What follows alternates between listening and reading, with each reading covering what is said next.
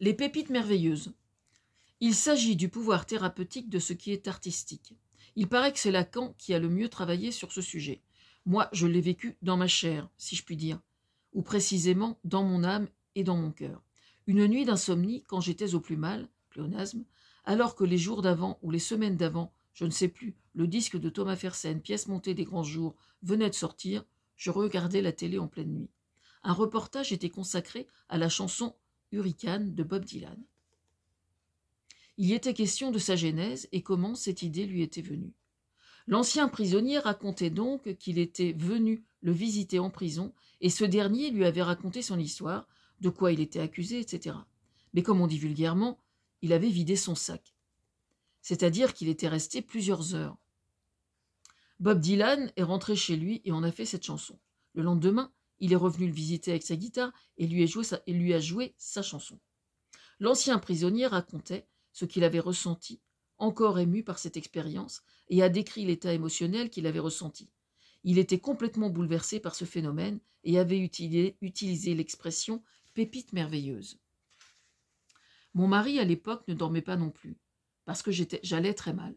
J'ai tenté de lui expliquer, j'ai juste commenté en disant « Eh bien voilà, tu vois, c'est exactement ça que je ressens vis-à-vis des chansons de Thomas Fersen. » Il a lu ce que je lui ai envoyé et ce qu'il décrit, c'est très exactement ce que je ressens. Il n'a pas compris, ou plutôt a refusé ce que je lui expliquais. Je dois préciser quelque chose néanmoins. Le fait que ce soit vrai ou que ça ne le soit pas n'a aucune importance. Ce qui compte ne réside pas dans le fait d'en avoir l'intime conviction.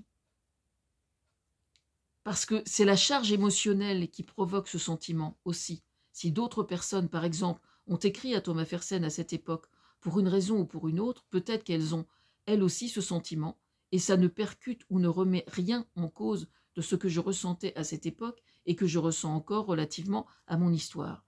Un traumatisme, quelle que soit sa nature, est dommageable et destructeur par l'émotion qui l'accompagne, et c'est par l'émotion que se crée le traumatisme.